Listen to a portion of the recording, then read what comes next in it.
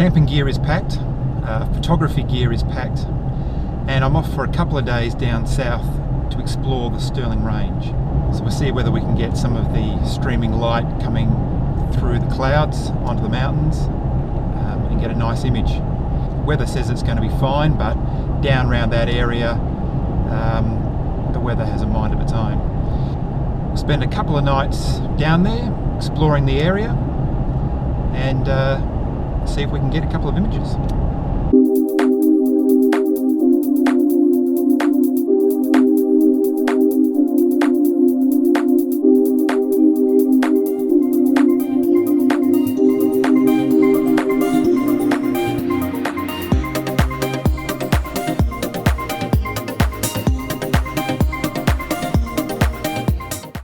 We're nearly at the Stirling Range. They're just behind me. We're just on the entrance road just coming in, and I just noticed as we were driving south there was this really nice shot behind me. I don't know whether you can see it. The clouds have really come in just in the last probably hour of the trip, and it's really dark and gloomy, and off in the distance there the clouds are very, very low and hiding most of the Stirling Range. This is the D800 with a 24 to 70 mil lens on it. You'll notice that I've got the lens cap on there. That is not for lens flare because there is no chance of that. There is no sun getting through this cloud. That's basically to protect the front of the lens from any of the rain. It's quite drizzly here. You might be able to pick that up on the top of the camera. I'm on f10, and this shot here is going to be 1/25th of a second. I'm in full manual mode, so I've got my remote shutter here, and we'll just fire off a couple of shots.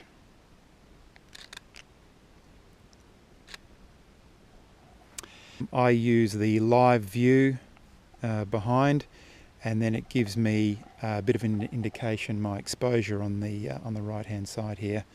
So as it's getting a little bit darker, I might want to just bring that up a little bit. This will be at 1/15th of a second. I'll just make sure that I've focused just in case I've shaken the camera, and we'll fire off another one. Beautiful. Well, there's a couple of shots. That's all I need. I'll pack my camera up and we'll get to our campsite.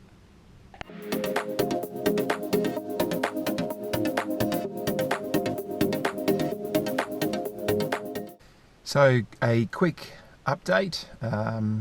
It's about 6 in the morning. I got up at about 5 and packed up. And I've made my way out to Mount Trio. The problem is that the weather has come in all of a sudden, and there's lots of low cloud.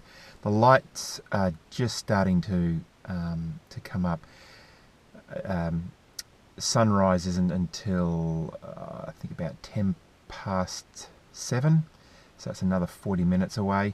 There's not a lot of light in the sky, but it just started to come up.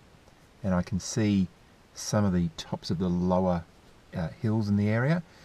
But unfortunately, what I can also see is that lots of the main mountains are all covered with cloud, which means that if I was to go up there, we wouldn't be able to see anything because it would just be cloud and mist everywhere. Anyway, we'll see what we will do. I just need to wait a little bit and work out whether we go up or whether it might actually be a better idea to go further out and take a different type of shot. I've really yet to work that one out. I've changed plans. I've packed up all my stuff from Stirling Range. Just would not stop raining. Come down to Albany, grab myself a coffee, and now I'm just having a bit of a look around. It is still a little bit drizzly, but now I'm just scouting around. It's around about 10 o'clock, 10:30 in the morning, and I'm just scouting around for different locations that might look good either later this afternoon, this evening when the sun's setting, or even if there's a shot to be taken during the day. You know, it's really heavy clouds, so the light's dispersed anyway. You're not getting that harsh light. So yeah, that might be an option. We'll see. I'm down here at Point Possession, which is just east of Albany, and I've just parked at the car park here and can just see down below the car.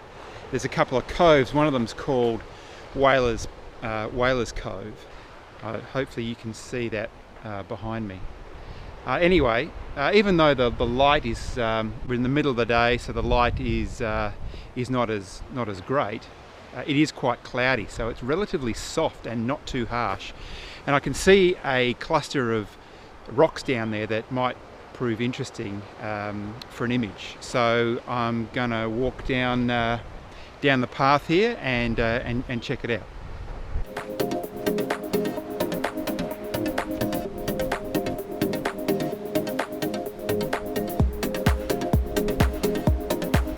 So I'm down here on the beach. I've got my rock formation in front of me. It's looking pretty good. The waves are coming in, but they're not too rough, which is exactly what I need. And I've got my iPhone on a mini tripod here. And what I'm going to use is an app called AvgCamPro, which takes a series of shots. Whoa, nearly got wet. AvgCamPro takes a series of shots and then averages them out to make a slow motion type photo. Now I better hurry up because I've got a break in the weather and a little bit of light's coming through, but not too much, so it's nice and light.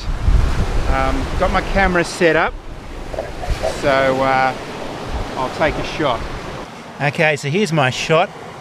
It's going to take 128 shots, and it's on a 2-second delay, which means that when I press the shutter, which is that little camera in the middle, it just gives it 2 seconds just to stabilize, and so the camera doesn't move. So let's go.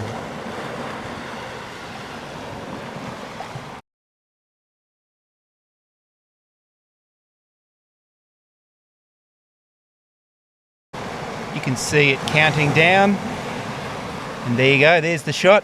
It looks like it's turned out really nicely. So I just click save and then OK.